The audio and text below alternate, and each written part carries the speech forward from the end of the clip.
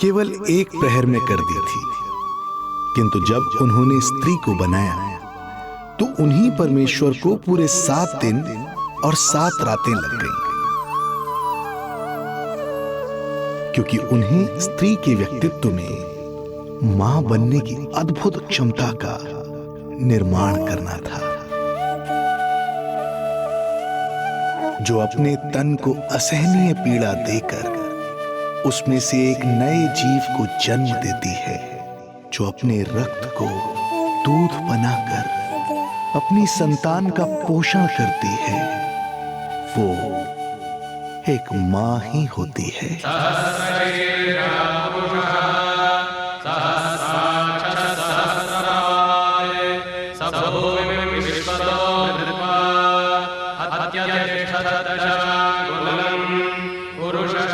स्वयं भगवान श्री विष्णु भी मां की इस ममता से दूर ना रह पाए, विवश हो गए धरती पर अवतार लेने के लिए।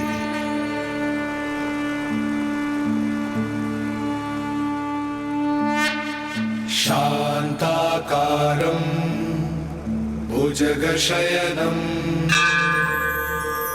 पद्मनाभं सुरेशं विश्वाधारं गगनसदृशं मेघवर्णं शुभांगं लक्ष्मीकान्तं कमलनयनं योगी वीरध्यानगम्यं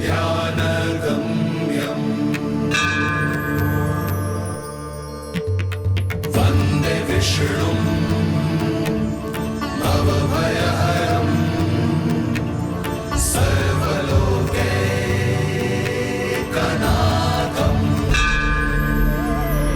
वन्दे विष्णुं भवभयहरं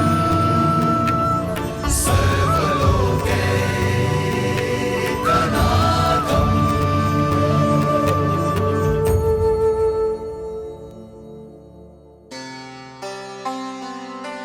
प्रणाम प्रभु। प्रणाम प्रणाम माता।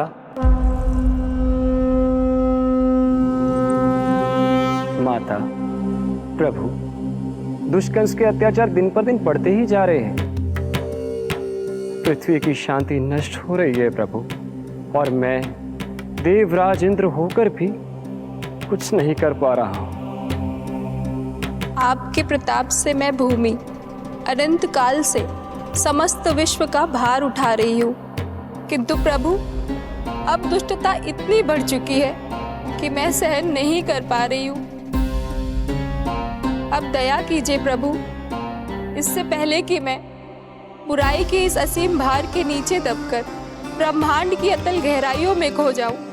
मेरी सहायता कीजिए प्रभु। आंखें खोलिए प्रभु, आंखें खोलिए।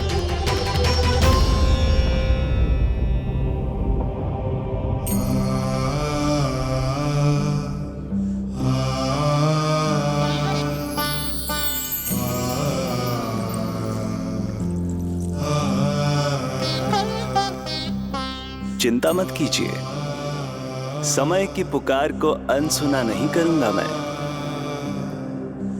मैं आप सबका कष्ट हरूंगा।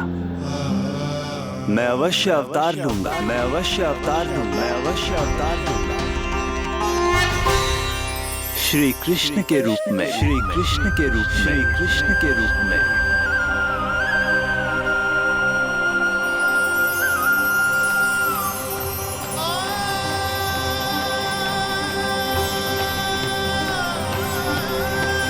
वसुदेवसुतं देवं कंसचाणूरमर्दनम्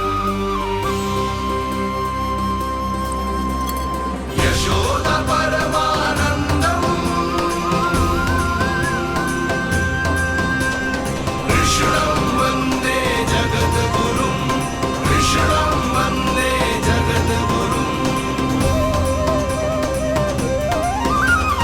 वसुदेवसुतं देवं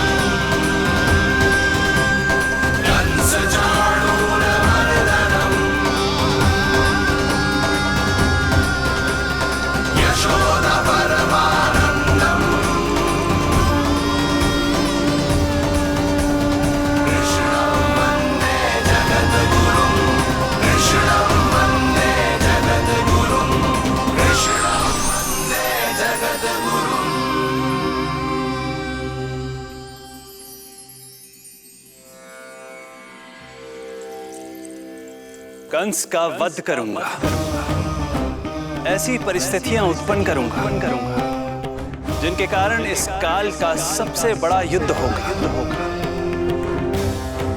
कुरुक्षेत्र के मैदान में मैं सभी अत्याचारियों को एक साथ समाप्त करूंगा और इस प्रकार मैं भूमि देवी का भार अवश्य हल्का करूंगा। मैं धन्य हुई प्रभु। हम धन्य हुए प्रभु। किंतु ये सब मेरे अगले अवतार के प्रमुख कारण नहीं है। तो फिर प्रभु? मेरे अगले अवतार का सर्वप्रथम और सर्व प्रमुख कारण है मां के अलौकिक प्रेम का अनुभव करना। मैं मां की ममता के सभी रूपों का आनंद लेना चाहता हूं। उसके हाथों से भोजन करना, उसके अंग से लिपट जाना,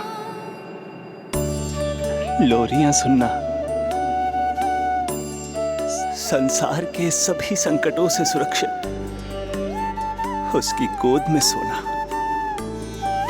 उसे मां मां कहकर पुकारना, सांसारिक विषयों के बारे में उससे जानना,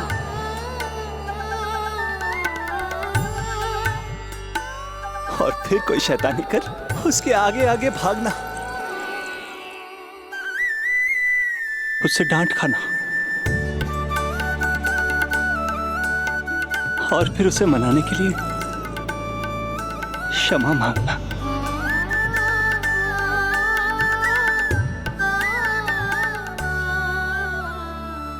कितना आनंद आएगा जब वो मुझे दंड देने के लिए मेरे पीछे पीछे दौड़ेगी और मैं उस डर से सभी दिशाओं में भागता फिरूंगा। और फिर जब वो थककर हाँफते रुक जाएगी तो मैं स्वयं उसके पास जाऊंगा, उसकी ममता भरी गोद में समा जाऊंगा।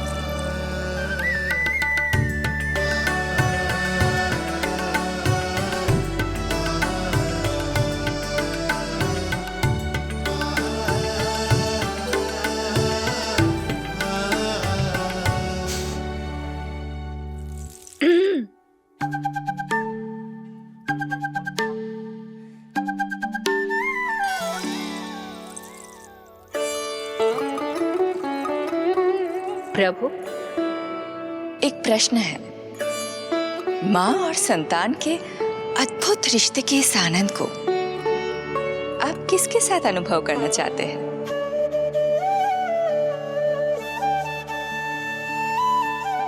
प्रभु, कौन है वो सौभाग्यशाली महिला जिन्हें आपने अपनी माँ के रूप में चुना है? वो महिला है यशोदा।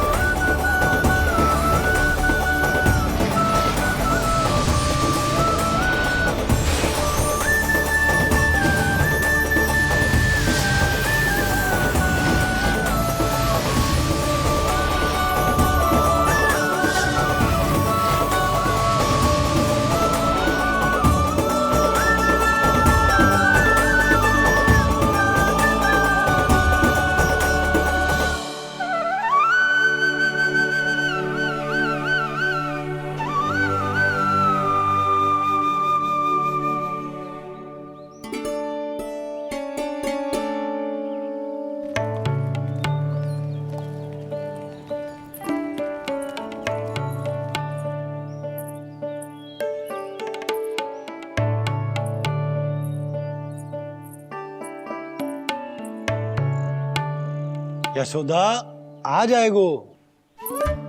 आपके जैसा बड़ा ना है कि रास्ता ढूंढते हुए अपने आप घर लौट आएगो। बस 6 महीने का बालक है, अबोध है। हे नारायण, क्षमा करना, अपने पति देव से ऊंची स्वर में बात कर ली मैंने।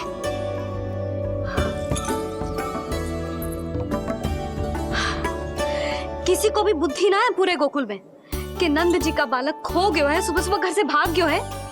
किसी को ना पड़ी है कि उसे ढूंढे लेकर आए। यही सामान देते हैं वे गोकुल के राजा को। हे भगवान, ना जाने मेरा बच्चा कहाँ होगो, कैसा होगो। कितना समय होगा है? अब तक तो भूख भी लगी आई होगी उसे। आप क्यों रुक गए?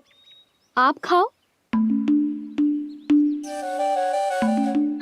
हाँ हाँ, आप खाओ, आनंद से खाओ। आपको तो कुछ चिंता ही ना है। माँ ही तड़पती है अपनी संतान के लिए।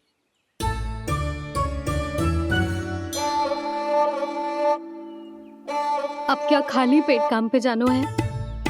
क्या कहेंगे सब कि यशोदा अपने पति को भूखा रखे? ना ना, आप खाओ, खाओ ना।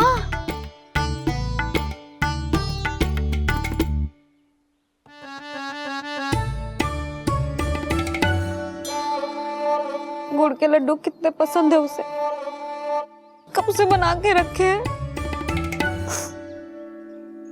यशोदा, तुम स्वयं क्यों नहीं जाकर ढूंढती उसे?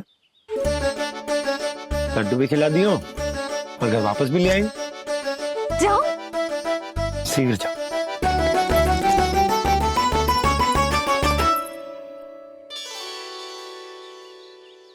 किंतु आप तो खाना खा रहे हो ना पतिदेव? वही तो, मैं खाना खा रहा हूं, परंतु वो भूखा है। तुम जाओ। वो तो भूखा है।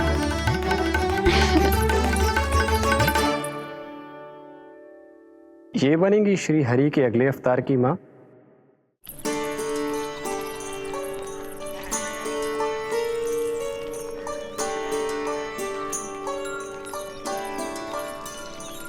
मेरे बच्चे को देखो है ना।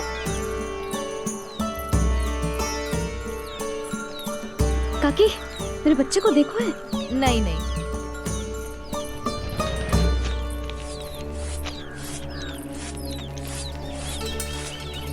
सुमति, मेरे बच्चे को देखो है क्या कहीं? नहीं तो। ना देखो।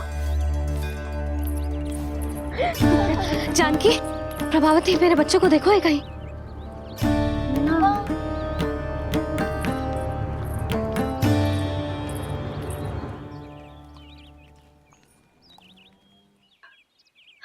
कहाँ है तू? देख, तेरी मैया कितनी चिंतित हो रही है।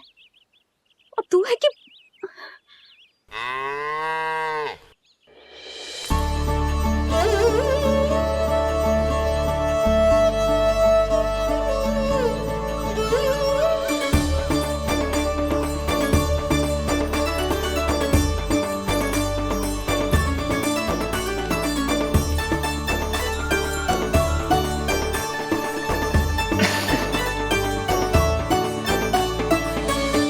हाँ, अभी तक मैया यशोदा का लाडला यही है, 6 माह का बछड़ा। इसी पर ये अपनी सारी ममता न्योछावर करती हैं। तू फिर भाग गो? प्रतिदिन का काम होगा है तेरा। मैंने कही थी ना, मेरे बिना, अपनी मैया के बिना कहीं ना जानो है। ये संसार कितना भयानक है, कुछ मालूम है तुझे? दुष्ट भरे पड़े चारों ओर। वाह, दुनिया की अनोखी मैया और उसका अनोखा बालक, जो कि बालक है ही ना, गाय का बछड़ा है।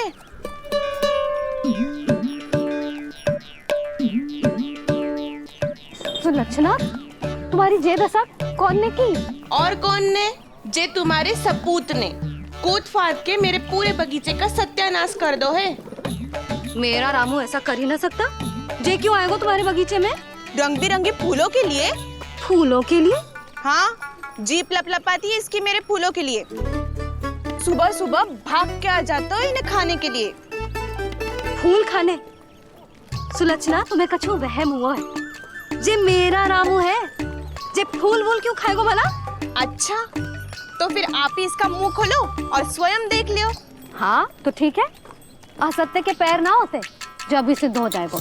रामू मुंह खोल के दिखा। मैया की कहीं मानते हैं ना, मुंह खोल। रामू सुलक्षणा चाची को दिखा दे कि तूने उनके फूल ना खाए। चल मुंह खोल, मुंह खोल।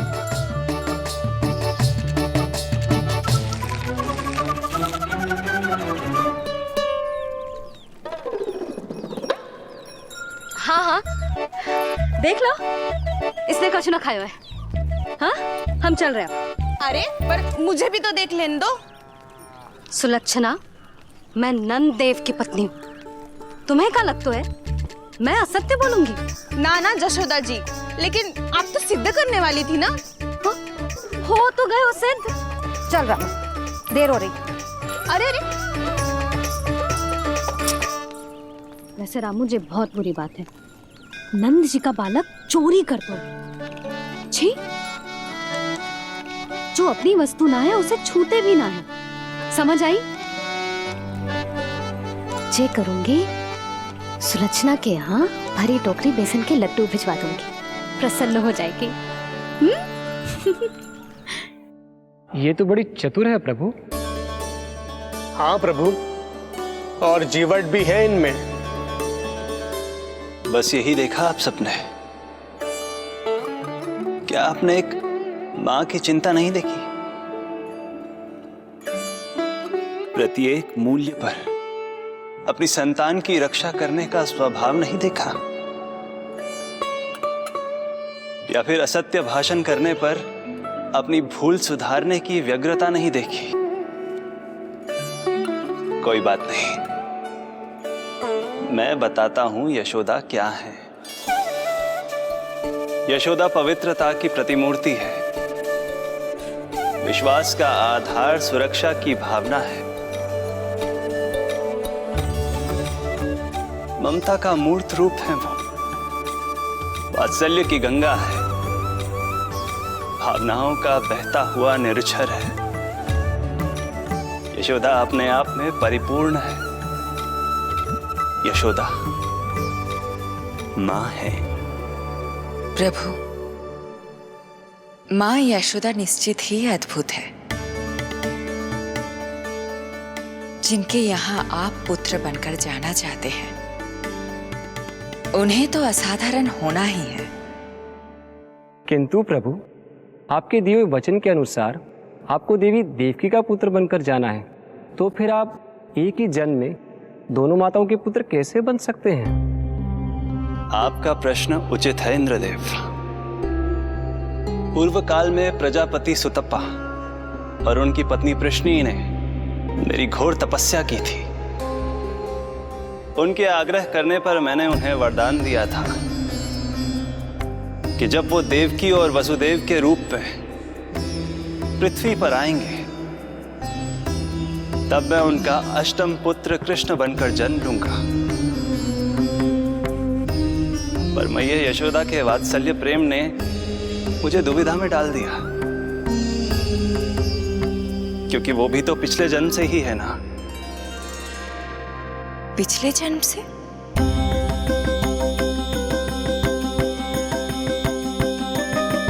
पिछले जन्म में मैया यशोदा 8 वसुओं में से एक श्री द्रोण की पत्नी धरा थी।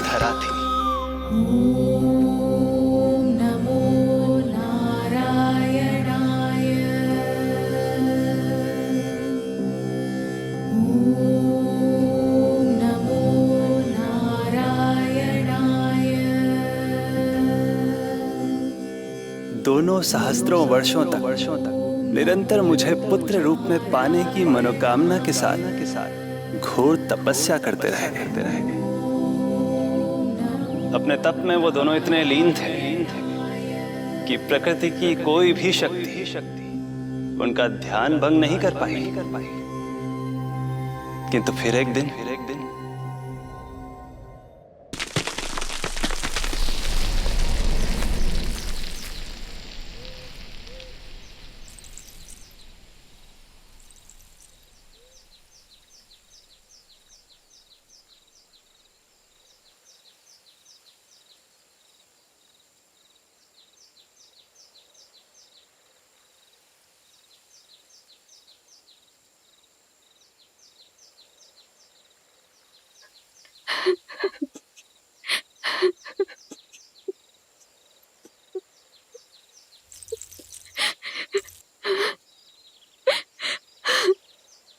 हमारे भक्ति में ऐसी क्या कमी रह गई प्रभु कि अभी तक आपके दर्शन का सौभाग्य नहीं मिला। अब तो सैकड़ों वर्ष बीत गए हैं आपका सुमिरन करते हुए।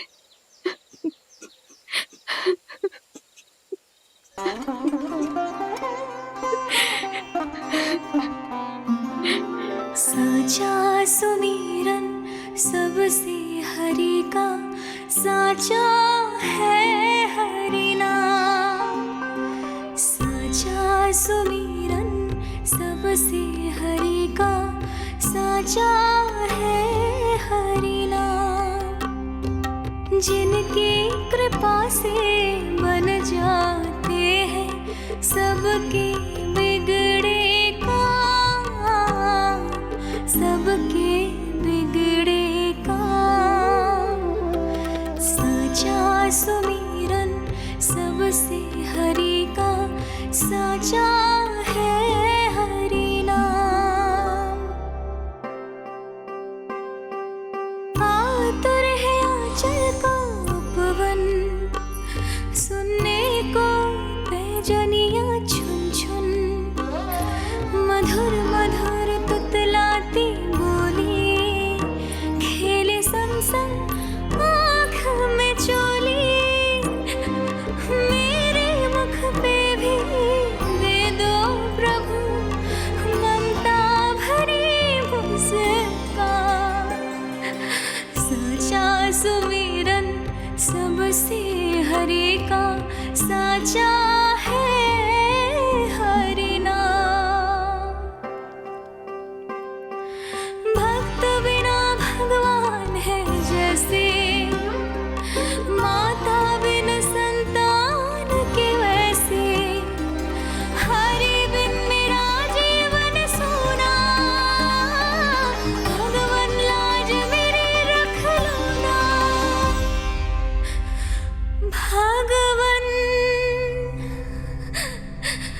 लाज मेरी रख लो ना।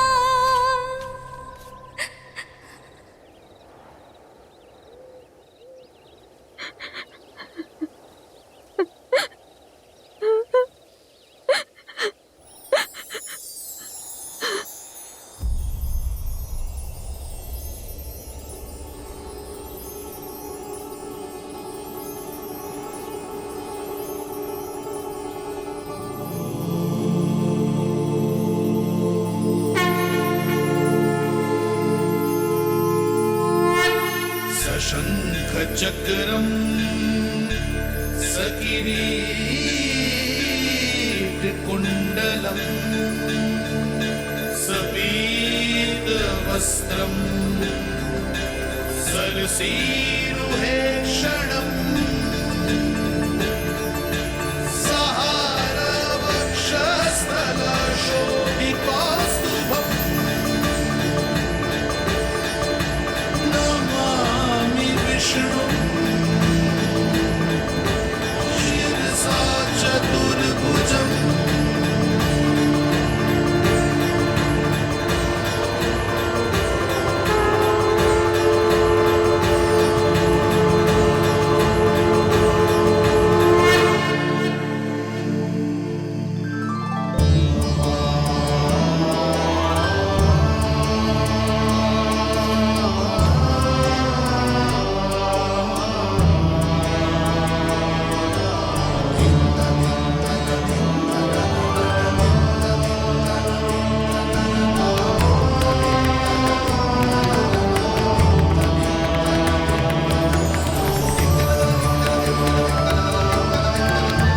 कहिए कहिए, क्या वरदान पाना चाहते हैं आप? प्रभु, हम आपकी सेवा करना चाहते हैं, परंतु भक्त की भांति नहीं, अभी तो माता पिता के समान। आपका एक पुत्र के रूप में पालन पोषण करें। आप हमें माँ पिता के भांति प्रेम दें और हम आप पर अपनी ममता न्योछावर कर सकें। बस इतनी ही इच्छा है प्रभु। आपकी इच्छा पूर्ण होगी। मैं आपकी संतान के रूप में अवश्य आऊंगा, किंतु उसके लिए आपको मेरे अगले अवतार के बाद एक और अवतार की प्रतीक्षा करनी होगी, क्योंकि अगले जन्म के लिए मैं पहले ही ये वरदान माता देवकी को दे चुका हूं। प्रभु, किसी भी जन्म में आपको अपने पुत्र के रूप में पाना मेरा सौभाग्य होगा, किंतु मेरी ममता मेरे वश में नहीं है। प्रभु, आप साक्षात मेरे सामने खड़े हैं, किंतु मेरे नेत्र आपके इस दिव्य चतुर्भुज रूप को नहीं देख पा रहे। इन्हें तो आप अभी से बाल रूप में दिखाई दे रहे हैं।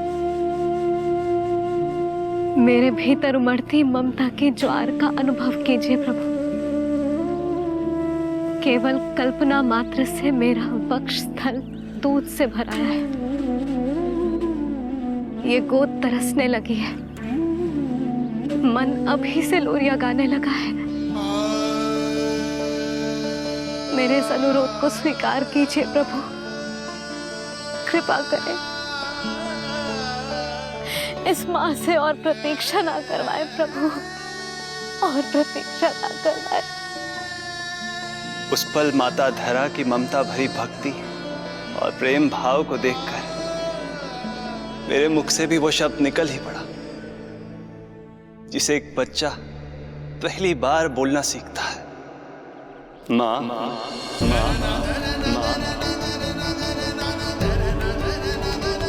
अब ये प्रतीक्षा केवल आपकी ही नहीं, मेरी भी होगी, मेरी भी होगी, मेरी। मैं भी तरसूंगा आपका पुत्र बनने के लिए, पुत्र बनने के लिए, पुत्र बनने के लिए। इस समय मैं विवश हूँ, समय मैं विवश हूँ, समय मैं विवश हूँ, किंतु मैं आपको वचन देता हूँ, आपको वचन देता हूँ, आपको वचन देता हूँ, आपकी संतान बनकर अवश्य आऊंगा, मैं अवश्य आऊंगा, मैं अवश्य आऊंगा। प्रभु,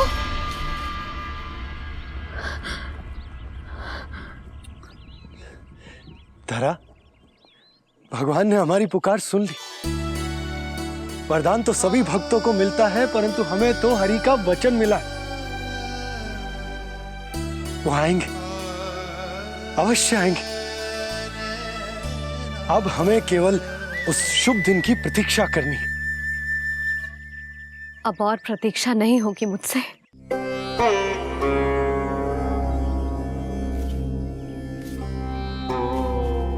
हमने सहस्त्रों वर्षों तक तपस्या की, ये समझ लो कि वो तपस्या भी शेष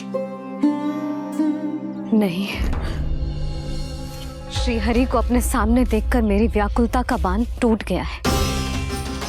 2 जन्म बहुत बड़ा समय होता है स्वामी। अपने पुत्र के रूप में हरि को गोद में खिलाने के लिए अब मैं और 2 जन्मों तक प्रतीक्षा नहीं कर सकती।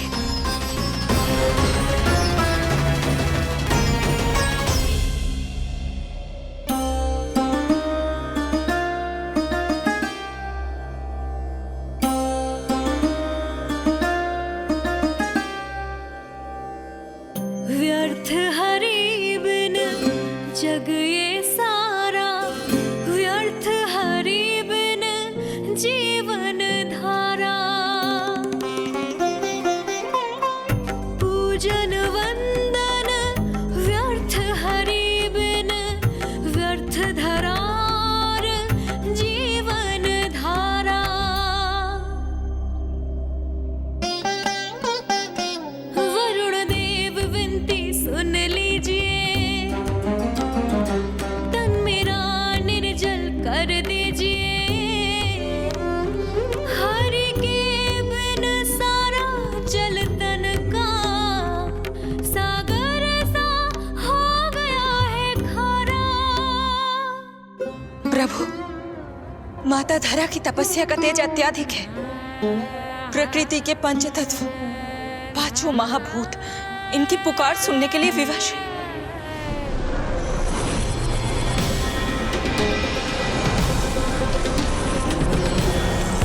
धरा, प्रिय, ये क्या कर रही हो?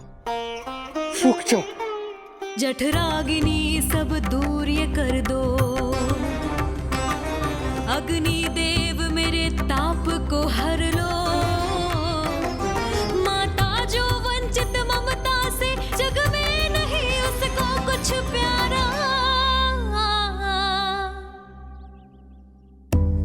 भजन वंदन व्यर्थ हरि बिन व्यर्थ धरार जीवन धारा। प्रभु, यदि अग्निदेव अपना अग्नि तत्व वापस ले लेंगे तो इनकी पाचन शक्ति नष्ट हो जाएगी और जीवित रहने के लिए शारीरिक तापमान भी अति आवश्यक होता है। यदि वही विलुप्त हो गया तो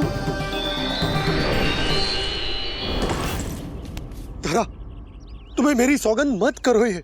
हे भूमाता आकृति दाता, मिथ्या है ये माटी का ढांचा। माटी मुक्त करो इस तन से जब ना मिला हरि का सहारा। प्रभु, भू तत्व ही तन को भार देता है, उसके बिना ये तो पूरी तरह से ढह जाएंगी। धरा, धरा, ये क्या हो गया? बस करो अब।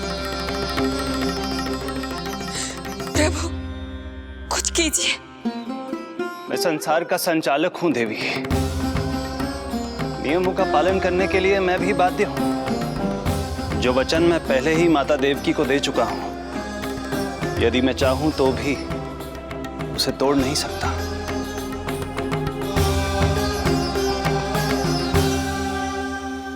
सुख लो आयु सब इस तन की, आस है जो ना शेष है मन की। वायु देव कृपा करो अब ये रोक दो इन श्वासों की धारा।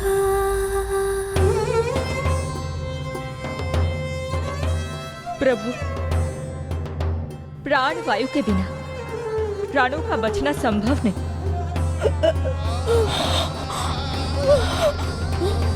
धरा, धरा, धरा, धरा, बस करो अब। क्या तुम अपनी सुध-बुध खो चुकी हो? तुम्हारे प्राणों में मेरे भी प्राण बसते हैं प्रिय। रुक जाओ। हे आकाश देव, तुमको मेरा अंतिम प्रणाम। अंतरात्मा लीन करो मेरी, लेके श्री हरि का नाम।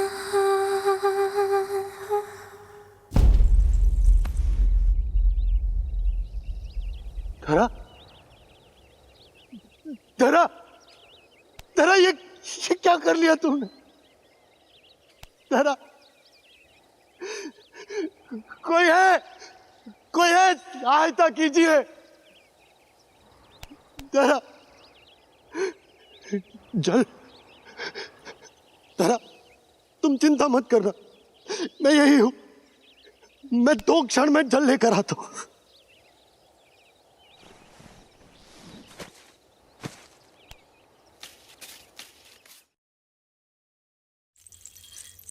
प्रभु, आप नियमों से तो अवश्य बंधे हैं, परंतु आप लीलाओं के स्वामी हैं। कोई तो उपाय निकालिए। आपने इन्हें मां कहकर पुकारा है। मां की प्राण रक्षा पुत्र नहीं करेगा तो और कौन करेगा?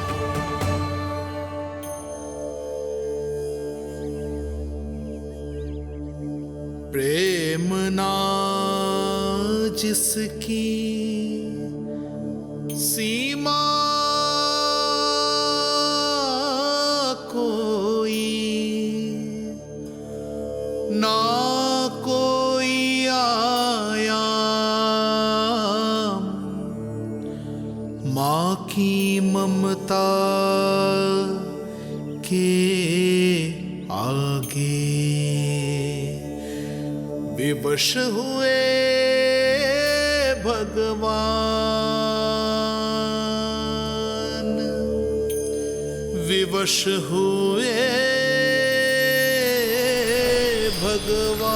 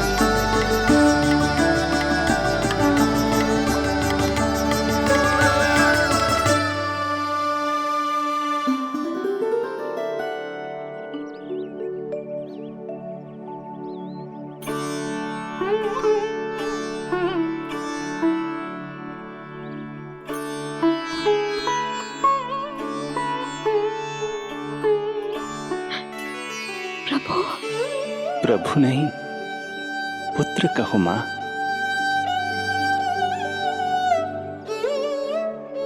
पुत्र, मेरा पुत्र, मेरा पुत्र।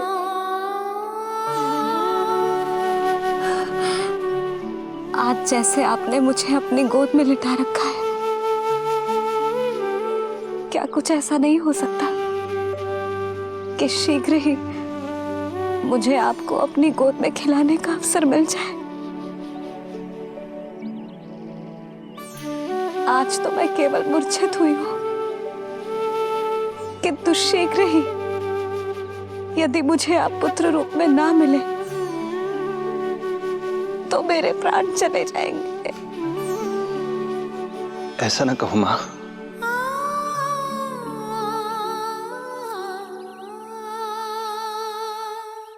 माता देवकी को मैं पहले ही वचन दे चुका हूं, इसलिए विधि के विधान के अनुसार मुझे उन्हीं का पुत्र बनकर जन्म लेना होगा।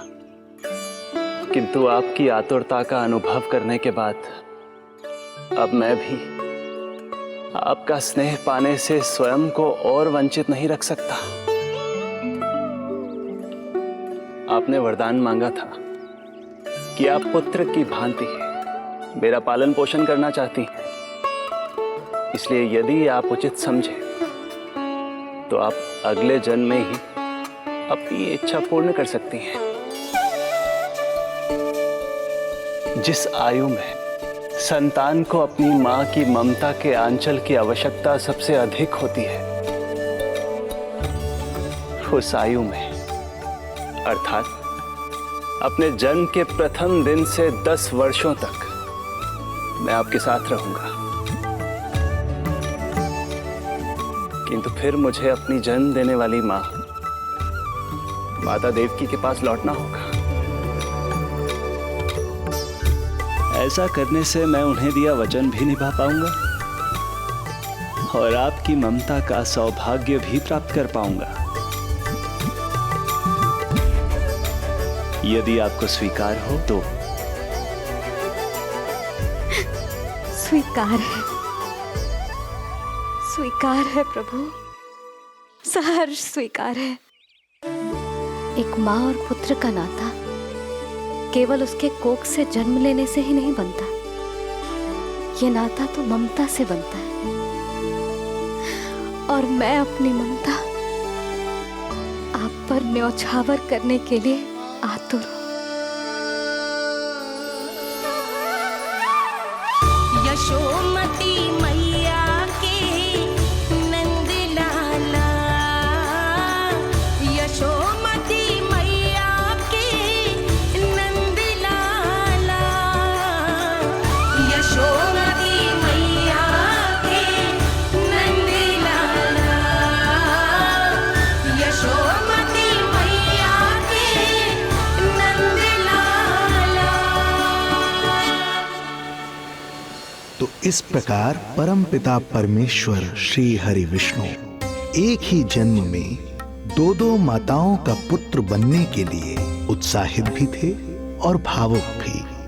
किंतु जगत माता श्री लक्ष्मी और अन्य सभी देवगण ये जानना चाहते थे कि श्रीहरि ये अभूतपूर्व कार्य कैसे करेंगे। भगवान बोले, ये सब संभव होगा उसके कारण जो मेरे अगले जन्म की कथा का मुख्य पात्र है, कंस।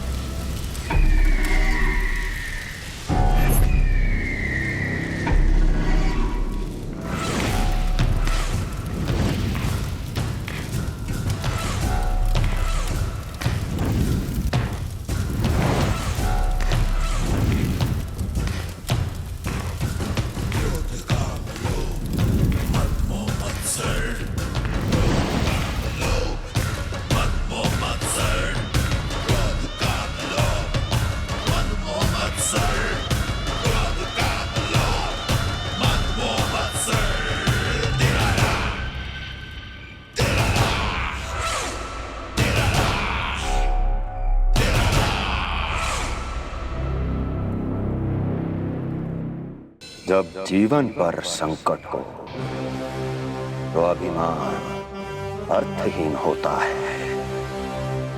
जब प्राणों पर बनाए तो सम्मान स्वाभिमान सब निरर्थक होता है। इन व्यर्थ के मूल्यों को बीच में मत आने दो। और दया उसे तो बिल्कुल नहीं। मार डालो साधु संत ऋषि मुनि स्त्री वृद्ध, चाहे वो नवजात शिशु ही क्यों ना हो। किंतु हाँ, यदि शत्रु भारी पड़ने लगे, पराजय सामने दिखाई देने लगे, तो उसी क्षण शत्रु के पैर पकड़ लो और अपने प्राणों की भिक्षा मांग लो। अहंकार को आड़े मत आने दो। अग्नेः शेषम ऋणः शेषम शत्रुः शेषम तथैव च पुनः पुनः प्रवर्धेत तस्मात् शेषम न कार्येत। अर्थात अग्नि की एक भी चिंगारी, ऋण की एक भी मुद्रा और शत्रु की एक भी संतान यदि शेष रह जाए तो शीघ्र ही विकराल रूप धारण कर सकती है। इन सब का समूल नाश ही एकमात्र उपाय है अपनी सुरक्षा का। इसलिए कहता हूं, साम दाम दंड भेद कोई भी युक्ति क्यों ना लगानी पड़े, शत्रु के प्राणों का हरण ही परम उद्देश्य होना चाहिए। छोड़ो मत, फिर चाहे वो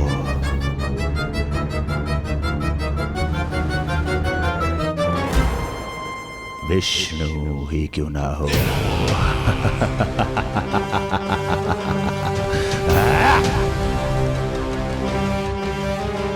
यही थी कंस की दिनचर्या। वो प्रतिदिन स्वयं को स्मरण कराता था कि स्वार्थ के लिए किसी भी सीमा को तोड़ने में कुछ अनुचित नहीं है। तभी तो राजगद्दी प्राप्त करने के लिए उसने अपने पिता महाराज उग्रसेन को भी नहीं छोड़ा था। पिताजी,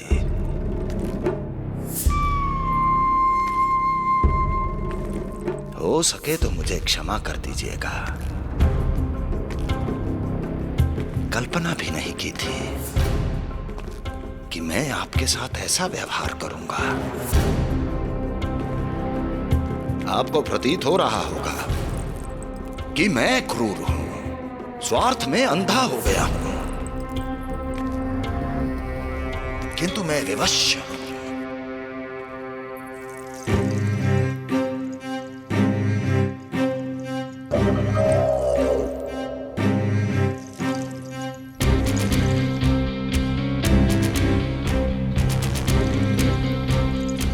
आज से सत्ता का ये भार अब मुझे उठाना पड़ेगा पिताजी, क्योंकि आप तो अत्यंत दयावान हैं। अपनी आवश्यकता से अधिक प्रेम आपको अपनी प्रजा से है, किंतु मैं ऐसा नहीं। मैं अपने शत्रुओं का काल हूं, तभी तो मेरे प्रति दुर्भावना रखने वाले मेरे सम्मुख आने से पहले थर थर कांपते हैं। इसलिए मथुरा का राज सिंहासन मेरे साथ अधिक सुरक्षित रहेगा, क्योंकि मैं आपसे अधिक उपयुक्त हूं पिताजी। मेरा विश्वास कीजिए। हृदय पर गोवर्धन पर्वत रखकर मुझे यह निर्णय लेना पड़ रहा है पिताजी।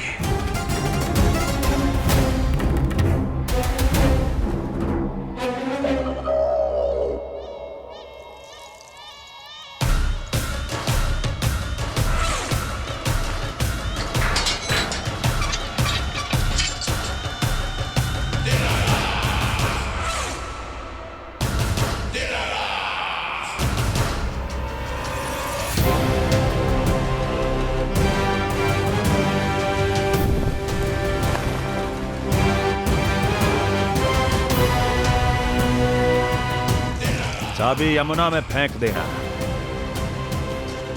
कोई कितना भी क्रूर, कठोर राक्षस ही क्यों ना हो, किसी न किसी के लिए उसके हृदय में भी प्रेम उपजता ही है। कंस भी इस नियम का अपवाद नहीं था। इस संसार में एक जीवात्मा ऐसी भी थी जिसे वो स्वयं से भी अधिक स्नेह करता था, और वो थी उसकी लाडली बहन देवकी।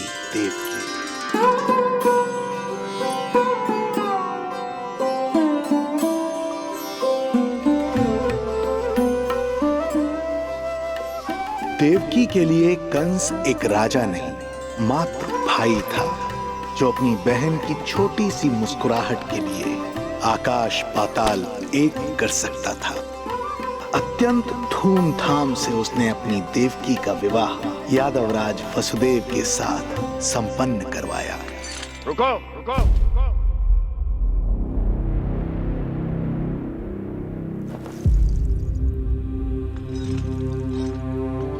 ये आप क्या कर रहे हैं? आप मथुरा नरेश हैं? नहीं कुंवर जी, आज मैं मात्र वो भाई हूं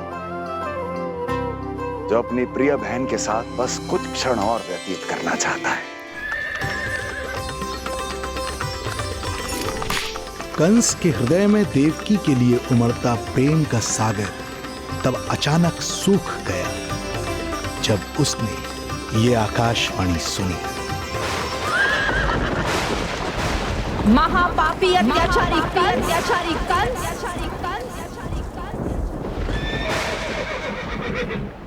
जिस देवकी को तू इतने प्रेम से ससुराल ले जा रहा है, वही तेरे अंत में सहायक होगी। तेरा काल तेरी प्रिय बहन के गर्भ से उसकी 8वीं संतान बनकर जन्म लेगा और तेरा विनाश करेगा, विनाश करेगा, विनाश करेगा।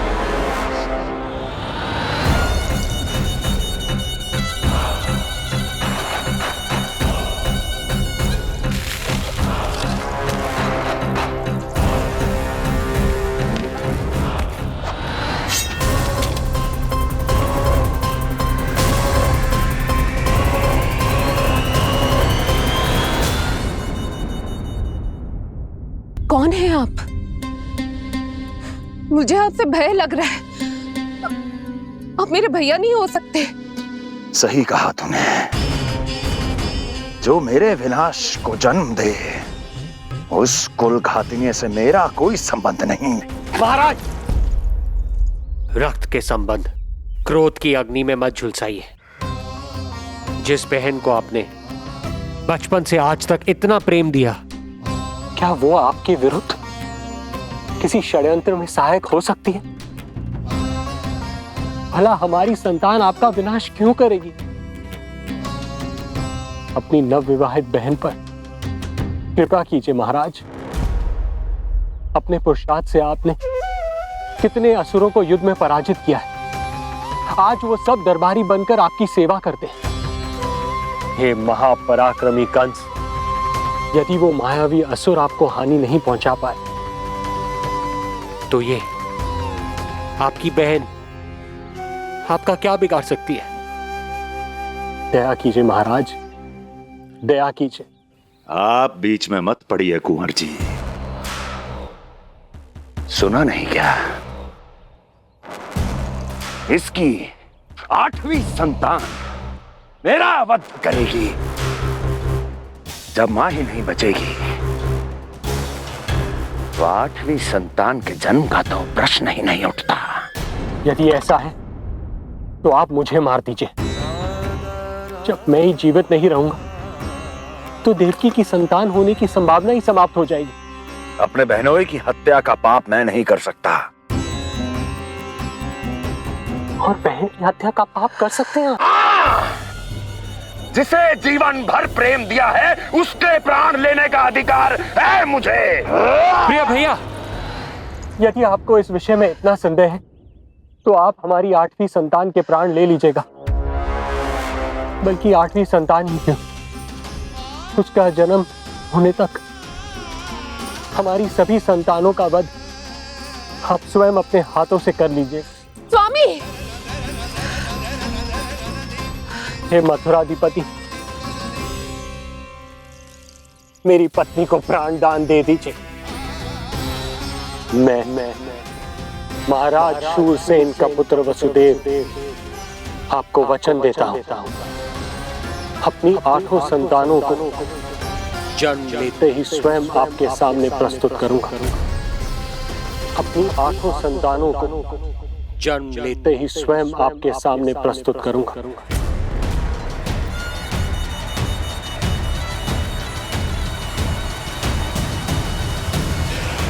बधाई हो कुंवर जी। अपनी पत्नी के प्राण बचाने में आप सफल हुए, किंतु आपकी संतानें इतनी भाग्यशाली नहीं होंगी। वचन स्मरण रहे।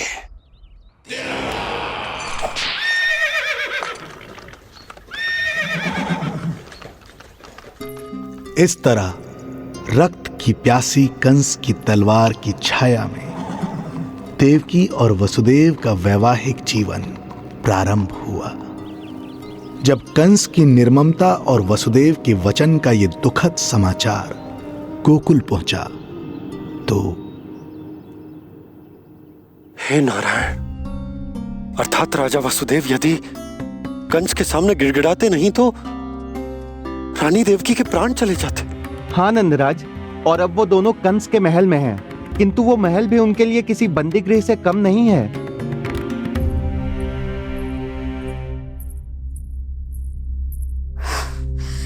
भाई अपनी बहन के साथ ऐसा करने की सोच भी कैसे सकता है? मेरा बस चले तो इस दुष्ट कंस को मटके में डाल के इसे घोंट के रख दूं, जैसे मलाई घोट के माखन निकाला जाता है।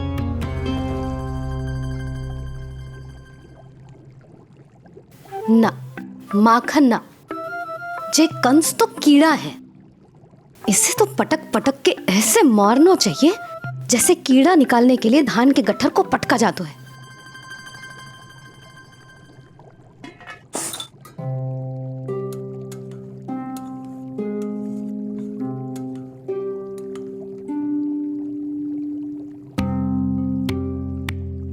किंतु जब रोहिणी जिज्जी को पता चलेगा तो वो तो अपने आप को ही दोष देंगे, क्योंकि बालक ना होने के कारण उन्होंने ही वसुदेव जी को राजकुमारी देवकी के साथ दूसरा विवाह करने पर विवश किया था। हे ईश्वर, जिस सुख के लिए रोहिणी जिज्जी ने पत्नी जीवन का सबसे बड़ा त्याग किया था, जब उन्हें पता चलेगा कि वही सुख उस क्रूर कंस ने छीन के मटिया मेट कर दिया है, तो कितना कष्ट पहुंचेगा।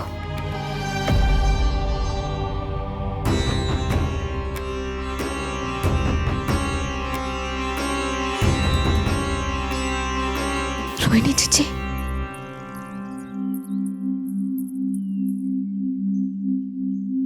गोप नरेश, कृपया मुझे अपने भैया के पास ले चलिए। संकट के समय मुझे उनके साथ होना चाहिए। किंतु भाभी, पता चलो है वसुदेव भैया और देवकी भाभी कंस के महल में कड़े पहरे में रखे गए। पति पत्नी एक दूसरे का संबल होते हैं।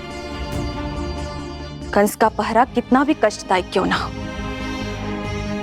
इस समय उन्हें और बहन देवकी को मेरी आवश्यकता है।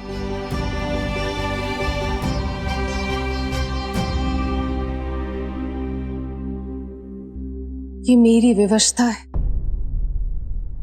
ये यादव कुलदीपक होकर भी आपको इस महल में बंदियों की तरह रहना पड़ रहा है, और मैं कुछ कर भी नहीं पा रही। काश आपने मुझसे विवाह ही ना किया होता। तो क्या मैं अपने भाग्य से भाग पाता देवकी? पूर्व जन्म के कर्मों के फल स्वरूप जो हमारी नियति में लिखा है वो तो हमें भोगना ही है। श्री हरि क्या करते हैं, कब और क्यों करते हैं, ये दुख हमारे जीवन में किस उद्देश्य से आए हैं, इन रहस्यों का पता लगा पाना हम मानवों के लिए संभव नहीं है देवकी।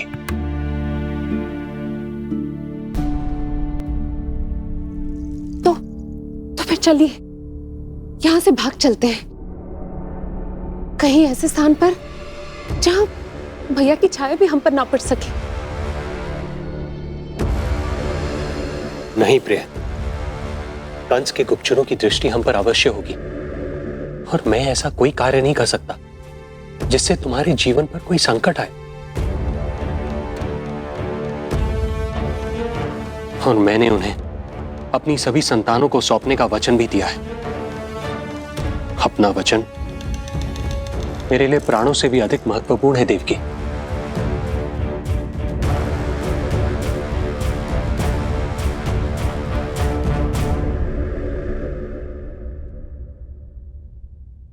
राजन, राजकुमारी, गोकुल से रानी रोहिणी और गोपराज नंद पधारे हैं।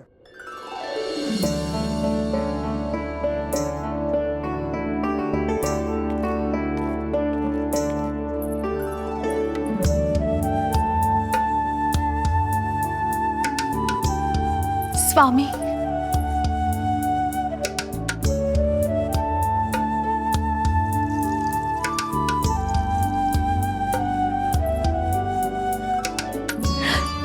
बहन, दीदी,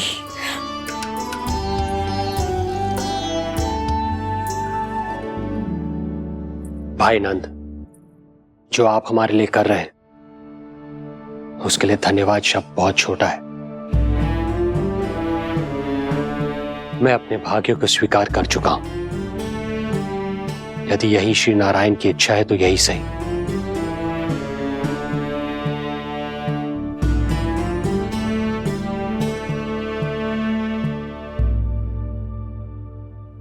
भाई नंद, इस समय मथुरा का वातावरण अनुकूल नहीं है, आपको जाना चाहिए।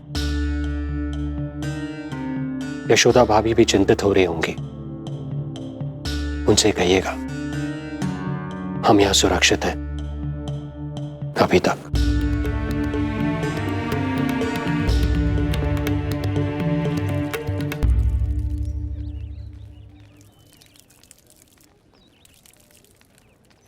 वसुदेव भैया का भाग्य पर भरोसा दिख, वे अपनी संतानों को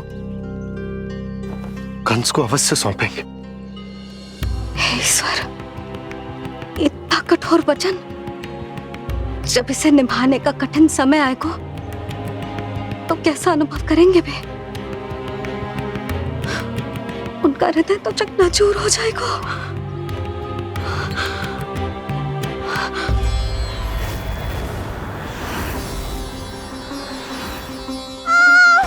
सब्र करो, सब ठीक हो जाएगा रानी।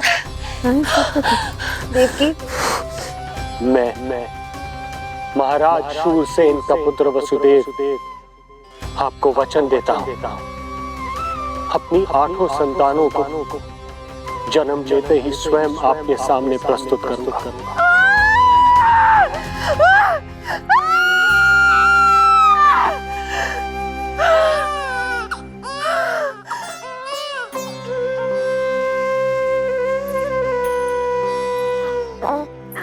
बधाई हो स्वामी, आपको पुत्र रत्न प्राप्त हुआ है।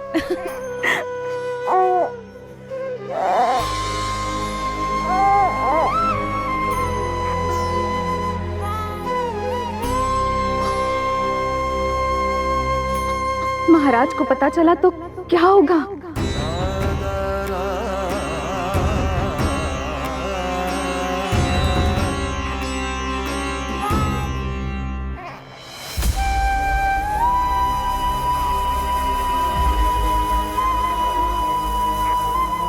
अपने पुत्र को इन हाथों में थामना। कितने वर्षों से इस पल की प्रतीक्षा कर रहा था मैं, और आज जब यह पल आया है, मेरी आंखों में दुख के आंसू हैं। एक पिता जब प्रथम बार अपनी संतान को गोद में उठाता है तो सबसे पहले यह सोचता है कि उसे क्या नाम दूं, उसका सुनहरा भविष्य कैसे सुनिश्चित करे। किंतु मैं वो भाग्यहीन पिता हूं जो अपने पुत्र का भविष्य मृत्यु के अंधकार में डुबोने जा रहा है। मैं इसे नाम देकर क्या करूंगा?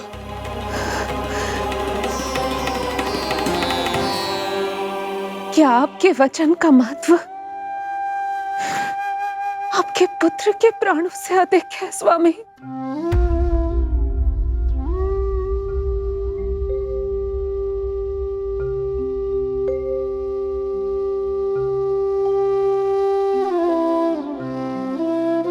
श्री नारायण का दूसरा नाम सत्य होता है देवकी। तुम ही कहो, मैं श्री नारायण से विमुख कैसे हो जाऊं? मुझे अपना वचन निभाना ही होगा। हृदय के टुकड़े टुकड़े क्यों ना हो जाए, मुझे इसे कंस तक ले जाना ही होगा।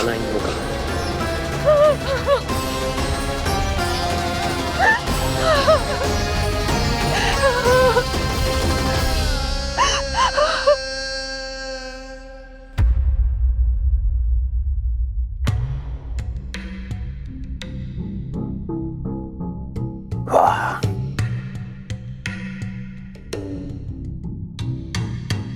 इतना स्वादिष्ट भोजन।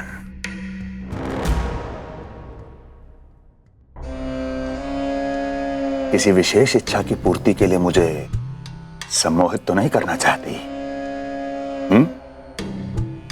मुझे पति के रूप में प्राप्त कर तो चुकी हो, अब प्राप्त करने को क्या क्या बचा है प्राप्ति?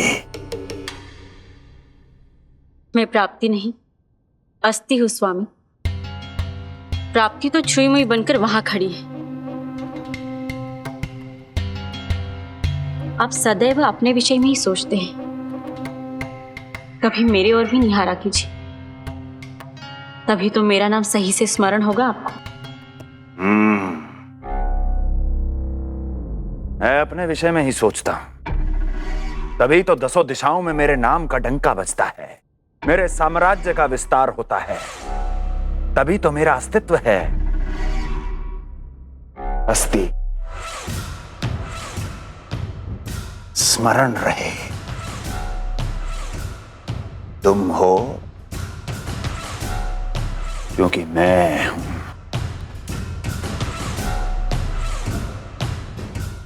वन में यदि सिंह न हो तो उसके आश्रिति पर गीदड़ भी आक्रमण कर देते हैं।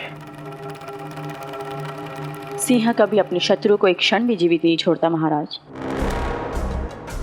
आपने तो छोड़ दिया देवकी को। सिंह नहीं, आप वो गाय हैं जो अपनी कसाई से अथाह प्रेम करती है।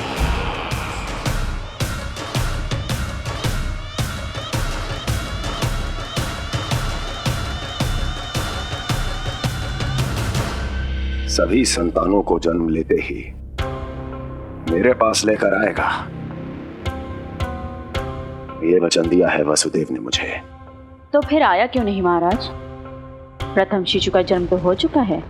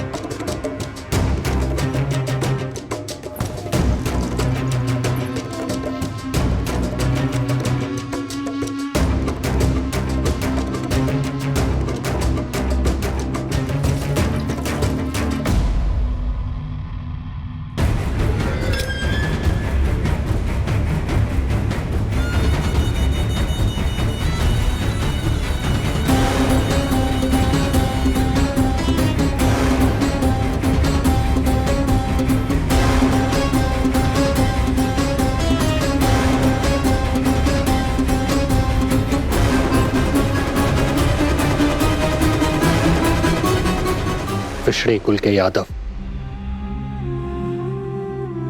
अपना वचन मिथ्या नहीं होने देते महाराज।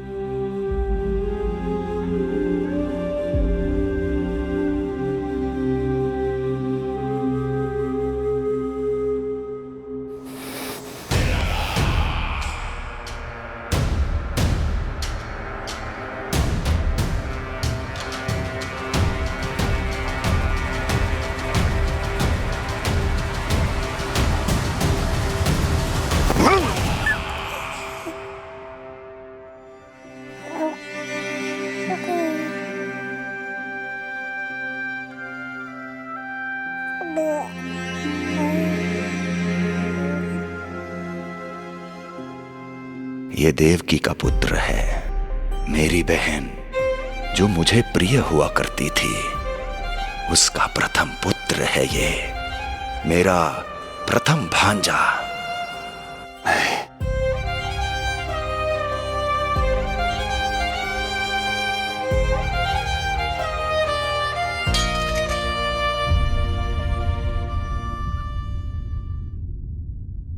इसे वापस ले जाइए कुंवर जी।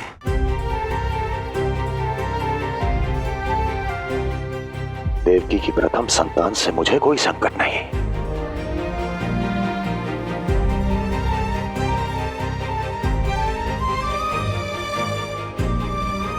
और आपको क्या लगता है कुंवर जी कि मैं कोई राक्षस हूं क्या?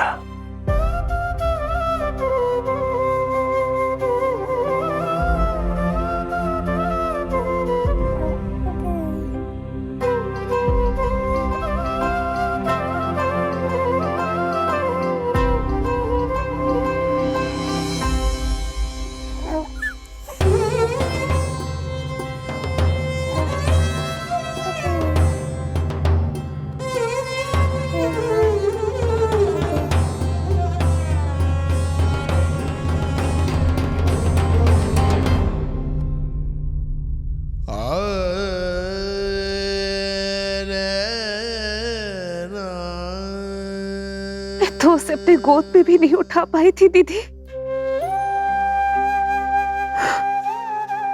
उसका वो सुकुमार मुख मेरी स्मृति से जा ही नहीं रहा।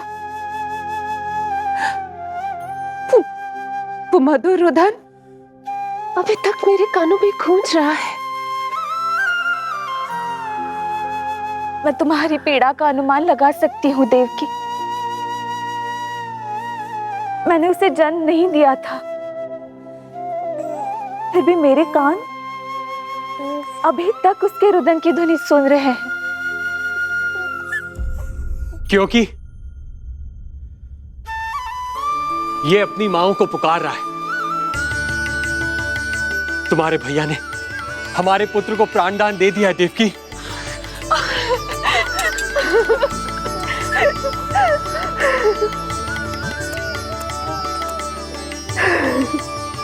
स्वामी, अब अपने पुत्र का नामकरण कीजिए।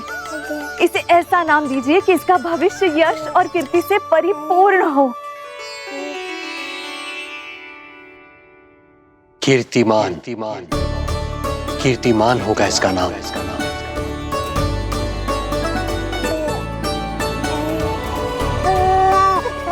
कीर्तिमान।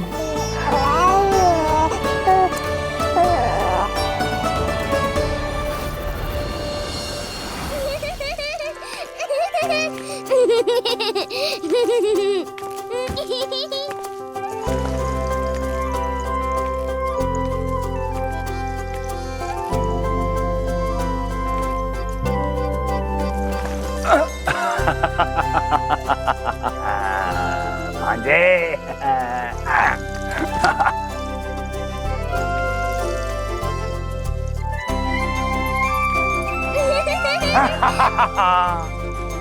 भांजे भांजे, मामा से बचना असंभव है। मामा जी, आपकी भुजाओं में कितना बल है, मुझे पीड़ा हो रही है। मेरा दूसरा हाथ पकड़ लीजिए। तुझे पीड़ा हो रही है? ये ले।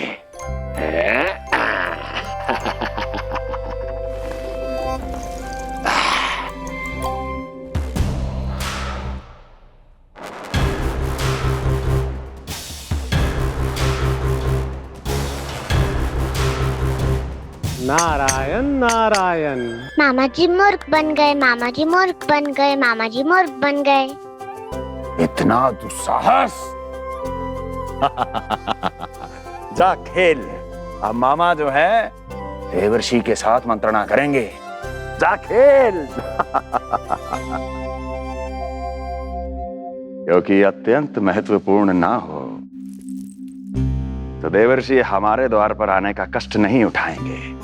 कहिए देवर्षि, कैसे आना हुआ? मैं तो बस आपको ये अद्भुत कमल पुष्प भेंट करने आया था महाराज। इसे देखते ही मुझे आपका स्मरण हुआ था। मानो ये मुझे पुकार कर कह रहा हो, मुझे महाराज कंस के पास ले चलिए। इसमें तो कुछ भी विशेष नहीं है देवर्षि।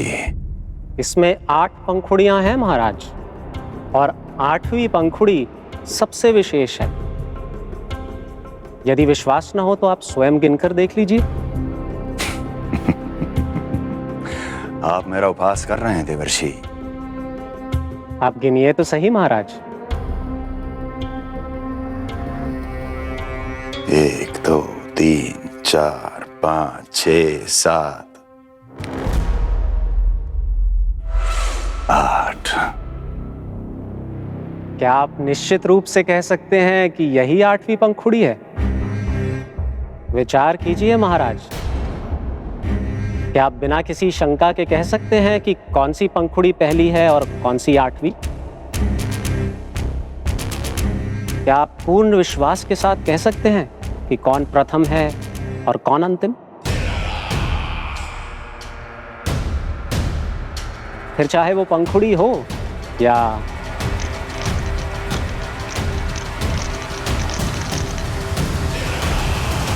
सावधान करने के लिए धन्यवाद देवर्षि। कंस के साथ धोखा करने वाले को अति भीषण दंड मिलेगा। भविष्य में ऐसी कल्पना मात्र से ही मेरे शत्रु भय से कांप उठेंगे। मथुरा नरेश, मैं तो मात्र पंखुड़ियों की बात कर रहा था। यदि आपने कुछ और समझ लिया है तो उसका उत्तरदायित्व मेरा नहीं है। नारायण नारायण।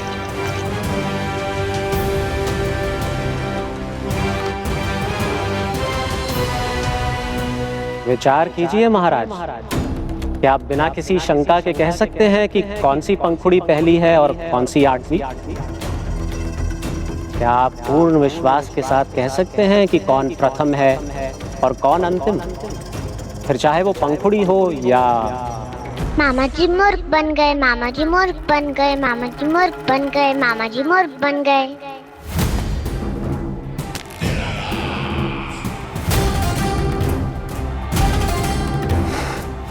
कंस को कोई मूर्ख नहीं बना सकता। कीर्तिमान। जी मामा जी।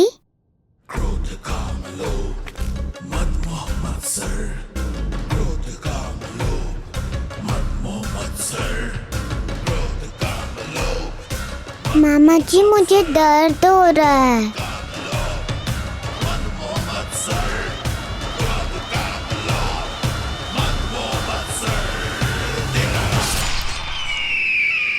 स्वामी, ये कीर्तिमान के लिए कैसा लग रहा है?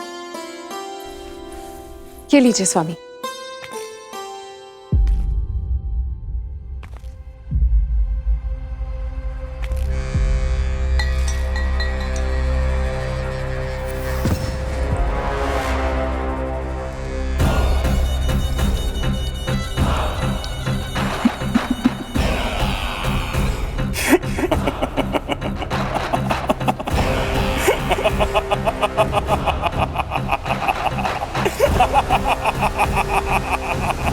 नेत्रों के सामने अपनी संतान की हत्या होते हुए देखना कितना पीड़ादायक रहा होगा ये दृश्य। किंतु प्रभु, यदि देवर्षि नारद कंस के हृदय में संदेह का बीज न बोते तो कंस ऐसा कभी नहीं करता। तो फिर उसे उकसाए ही क्यों देवर्षि ने? आप भूल गए देवराज, समस्त संसार में जो भी होता है मेरी इच्छा अनुसार ही होता है। यही प्रश्न नारद ने भी मुझसे पूछा था।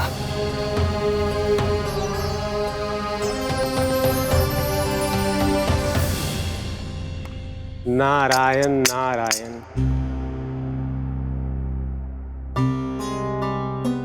छोटे से बालक की इतनी निर्मम हत्या और माध्यम बना मैं। प्रभु, ये कैसी लीला है आपकी?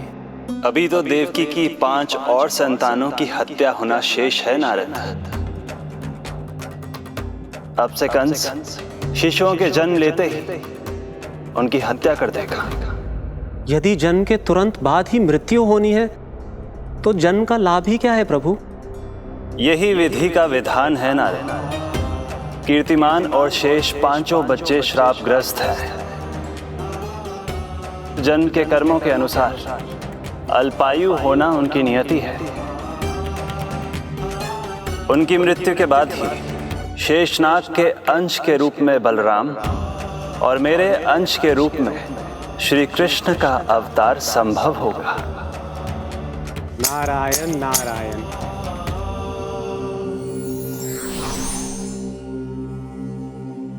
देवकी के पुत्र एक के बाद एक जन्म लेते रहे और उनकी हत्या कर कंस अपने पापों की संख्या में वृद्धि करता रहा। नहीं! मत मारो! मेरा पुत्र! मेरा पुत्र!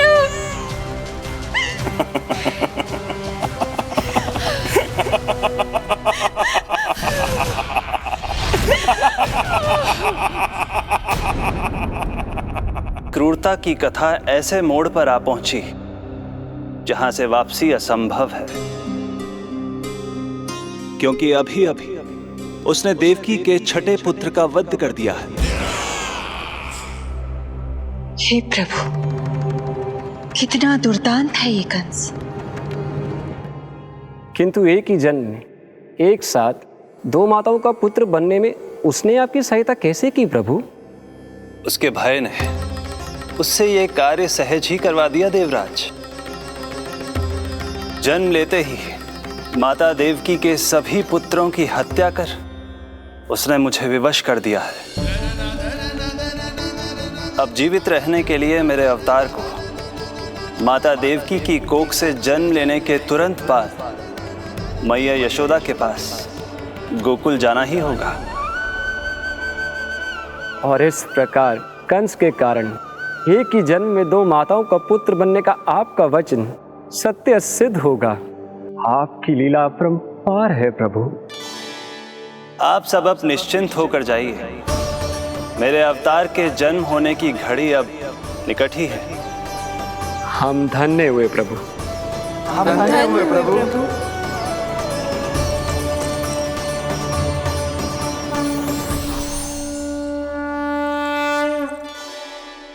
मुझे तो अभी से मैया यशोदा के साथ आपको खेलते हुए देखने की उत्सुकता हो रही है।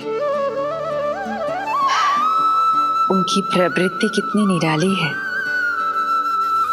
क्रोध ना करूं तो क्या करूं? देखिए इसकी शैतानी, फिर चला गया सुलक्षणा के बगीचे में फूल खाने। और आपको तो पता है ना सुलक्षणा का, इतनी सी त्रुटि हो जाए पूरे गांव में बखान करने में कोई कमी ना रखती। और जे की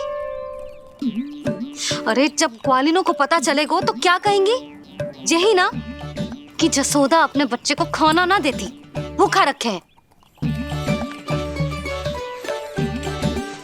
सुनो जी, मैं तो कहती हूँ अब ब्याह करा देते इसका। अब वो ही ध्यान रखेगी इसका। केवल पत्नी सुधार सकती है तुझे। तुम इसके बारे में बात कर रही हो कि मेरे बारे में?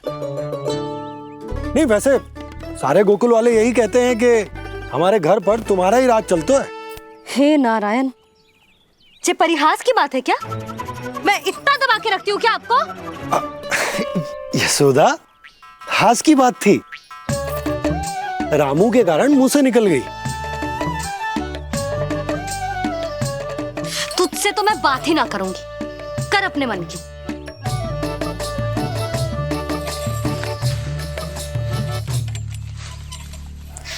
पता है तुझे कितना क्रोध आता है जब तू ऐसे बिना बताए घर से चला जाता है। प्रेम है जे मेरा, चिंता है मेरी।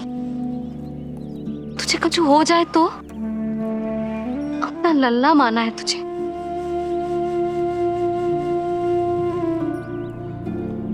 मेरे भाग्य में तो आमन्ना लिखो ही ना है।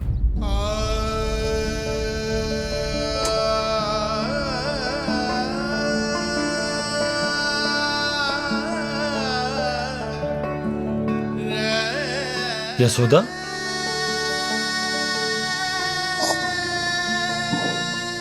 आपको पता है जब मैं छोटी थी इसके जैसी चंचल थी। गांव वाले कहते थे एक बार बड़ी हो जाएगी अपने आप ठहराव आ जाएगा। ना आयो। फिर बड़े बूढ़े कहने लगे चिंता की कछु बात ना है, एक बार शादी हो जाएगी सब ठीक हो जाएगा। ना हुआ। फिर सबन ने कही एक बार बालक हो जाने दो, गोद भर जाएगी अपने आप परिपक्व हो जाएगी। पर गोद तो भरी ना मेरी। बालक तो हुआ ही ना। उस पर जब जे भी भाग जाता है तो मुझे रह रह के यही स्मरण होता है कि कमी मुझ में ही है। मैं ही किसी बात का ध्यान न रख पाती।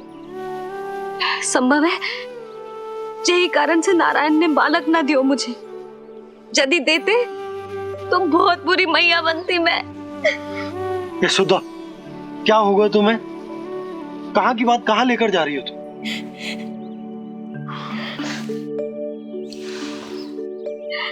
बालक अवश्य होगा हमें, और बहुत अच्छी मैया बनोगी तुम।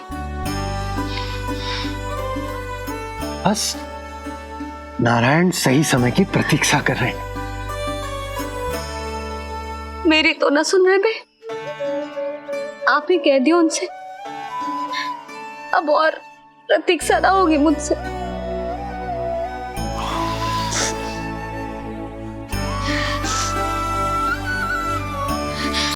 प्रतीक्षा तो अब मुझसे भी नहीं हो रही मैया। तो फिर मैया की इच्छा पूरी कीजिए प्रभु। जिस क्षण की प्रतीक्षा मुझे इतने वर्षों से थी, बस अब वो निकट है। किंतु प्रभु, आपको तो माता देवकी का 8वां पुत्र बनकर जन्म लेना है, तो फिर 7वां पुत्र? धीरज रखिए, धीरज। आपको तो ज्ञात ही है, मेरे यहां देर है, अंधेर नहीं।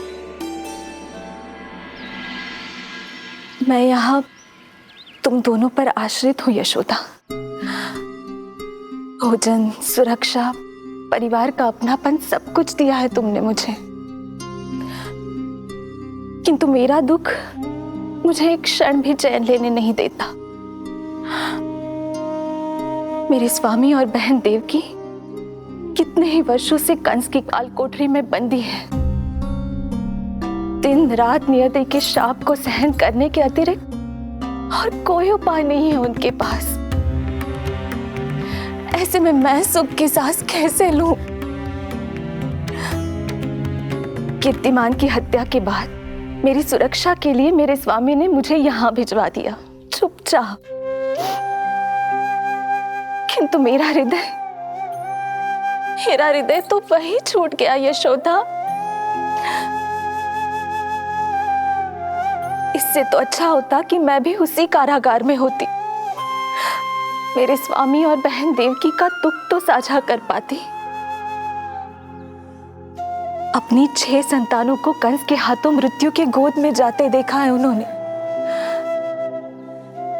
अब तो मुझे उस क्षण की कल्पना से भी डर लगने लगा है, जब देवकी अपने 7वें पुत्र को अपने गर्भ में धारण करेगी। भय से भविष्य नहीं टलता, होनी होकर ही रहती है। समय बीता और देवकी के गर्भ में 7वें पुत्र का आगमन हुआ। क्या इसका भी भविष्य वही होगा जिसके भाइयों का हुआ था?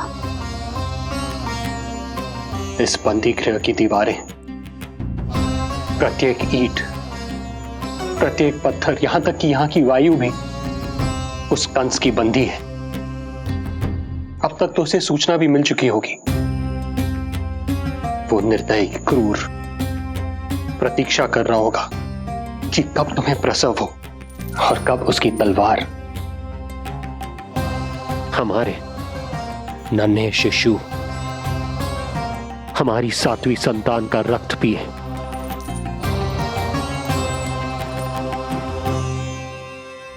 दुर्जन, तुम देवकी की कालकोठरी के बाहर स्वयं उपस्थित रहोगे, प्रत्येक पल 8 प्रहर। जैसे ही शिशु पहली श्वास ले, तुम मुझे सूचित करोगे। अवश्य महाराज, आज्ञा दें।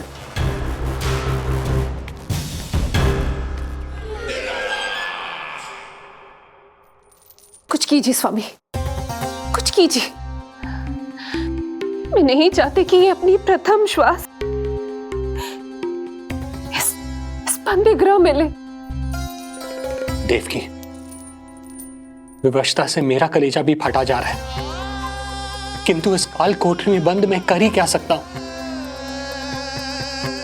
किंतु इस सृष्टि के पालनहार, जगत की नियंता श्री हरि तो कर सकते हैं, तो फिर क्यों नहीं करते वो कुछ ऐसा कि कम से कम मेरी इस संतान का अंत उतना दुखद ना हो जैसा अन्य संतानों का हुआ था। क्यों नहीं करते वो कुछ? अरे क्यों नहीं करते? बताइए ना स्वामी, क्यों नहीं करते वो? क्यों नहीं करते? जो देवी भविष्य में मेरी मां बनने वाली है, उनकी करुणा भरी पुकार को मैं व्यर्थ कैसे जाने दे सकता हूं? कंस के राक्षस तत्व के अंत के लिए ऐसी माया की आवश्यकता है जो मेरी लीलाओं को क्रियान्वित भी कर दे और उसे भनक भी ना पड़े। ऐसी क्षमता और माया किसके पास है प्रभु?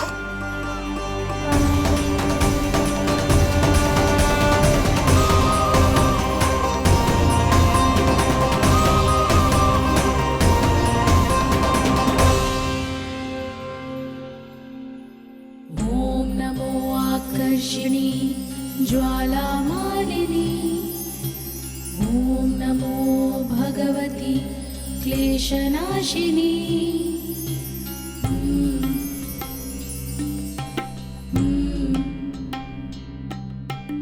ओम नमो योगमाये सर्वमोहिनी, ओम नमो योगमाये आज्ञा दीजिए प्रभु। माता देवकी का गर्भपात करके उस संतान को रानी रोहिणी के गर्भ में स्थापित कीजिए देवी।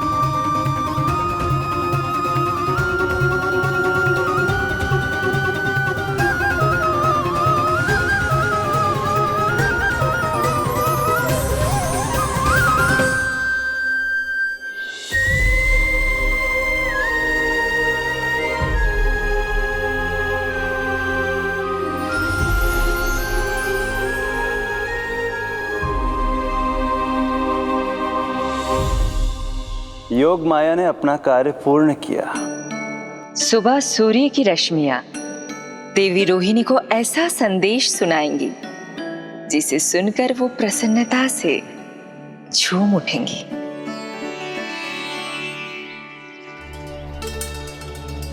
यादव कुल के नए राजकुमार के आगमन पर बहुत बहुत शुभकामनाएं रानी।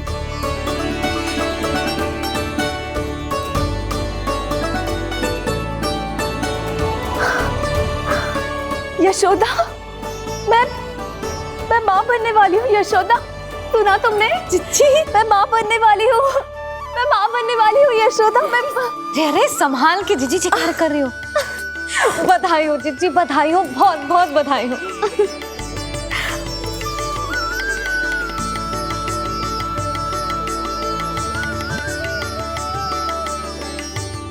विधि का विधान भी विचित्र होता है। रोहिणी, जिनका ये पुत्र नहीं है, वो प्रसन्न है, किंतु देवकी, जिनका ये पुत्र है, वो व्याकुल है।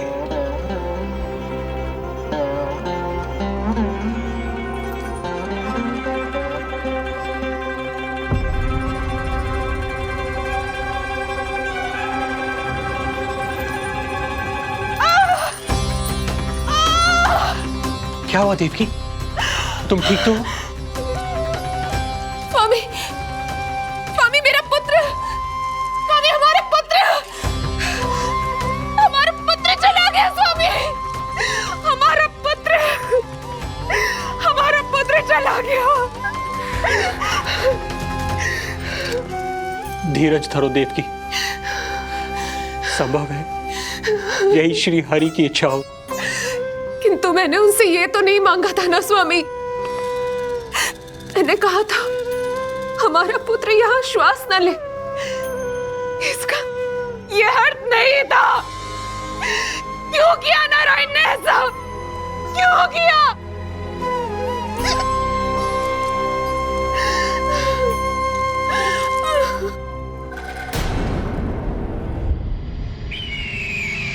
तो ये सत्य है महाराज, राजकुमारी देवकी का गर्भपात हो गया है। बच गया वो शिशु। किंतु यदि मेरे हाथों उसकी मृत्यु होती तो अधिक कष्ट होता उसे। सुख में समय पंख लगाकर उड़ता है। शीघ्र ही रोहिणी के प्रसव का दिन आ पहुंचा और उसने एक स्वस्थ और सुंदर बालक को जन्म दिया।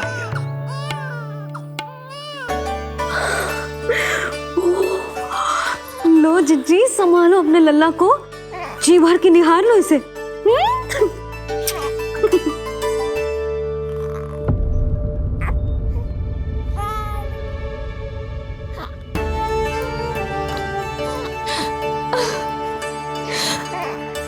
मेरा पुत्र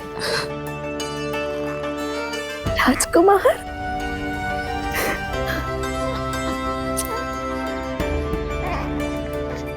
अच्छा जीजी, मैं तनिक इनको भी सूचना देकर आती हूँ। वसुदेव भैया तक भी तो जी शुभ समाचार पहुंचानो है।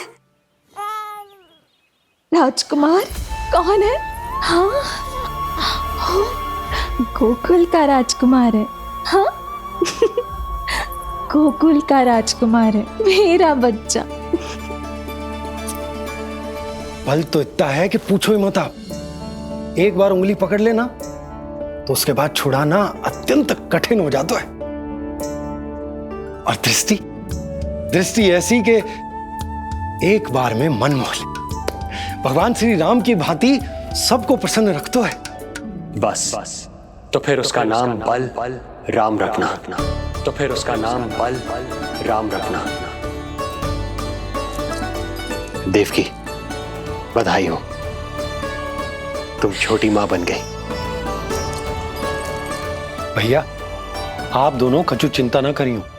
बलराम का लालन पालन मेरा उत्तरदायित्व है। उसे कछु कमी ना होने दूंगा मैं।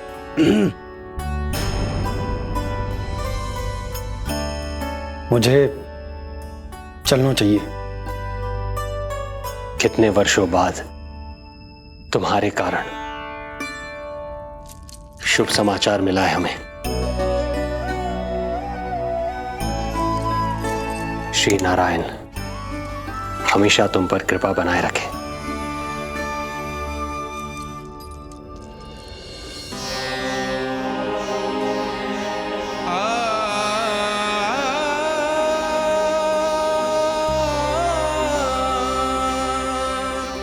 आपको बहुत बहुत बधाई हो स्वामी।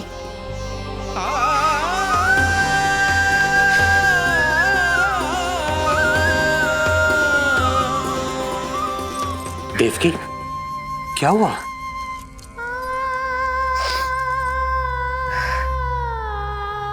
कुछ नहीं।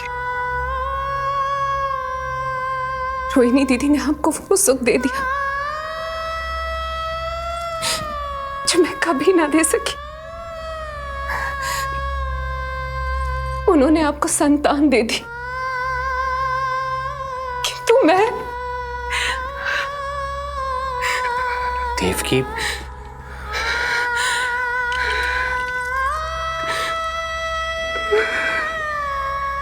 इस समय जो व्यथा माता देवकी की है, वही पीड़ा माता यशोदा की भी है।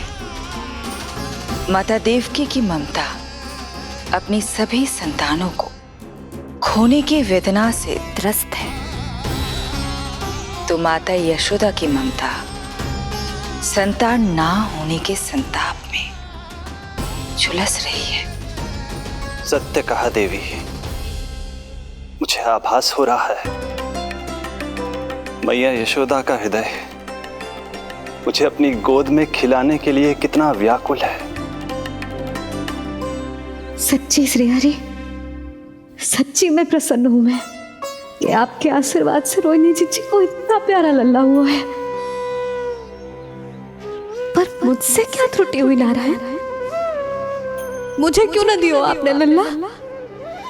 मुझसे क्या त्रुटि हुई नारायण? मुझे क्यों न दियो आपने लल्ला?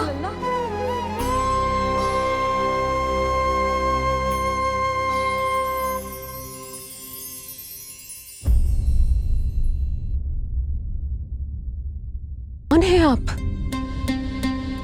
मुझे आपसे भय लग रहा है। आप मेरे भैया नहीं हो सकते। सही कहा तूने। जो मेरे विनाश को जन्म दे, उस कुल घातिनी से मेरा कोई संबंध नहीं। महाराज, रक्त के संबंध क्रोध की अग्नि में मत झुलसाइए। जिस बहन को आपने बचपन से आज तक इतना प्रेम दिया, क्या वो आपके विरुद्ध किसी षड्यंत्र में सहायक हो सकती है? भला हमारी संतान आपका विनाश क्यों करेगी? अपनी नवविवाहित बहन पर कृपा कीजिए महाराज। अपने पुरुषार्थ से आपने कितने असुरों को युद्ध में पराजित किया है। आज वो सब दरबारी बनकर आपकी सेवा करते हैं। हे महापराक्रमी कंस, यदि वो मायावी असुर आपको हानि नहीं पहुंचा पाए, तो ये आपकी बहन आपका क्या बिगाड़ सकती है? दया कीजिए महाराज, दया कीजिए। आप बीच में मत पड़िए कुंवर जी। सुना नहीं क्या? इसकी 8वीं संतान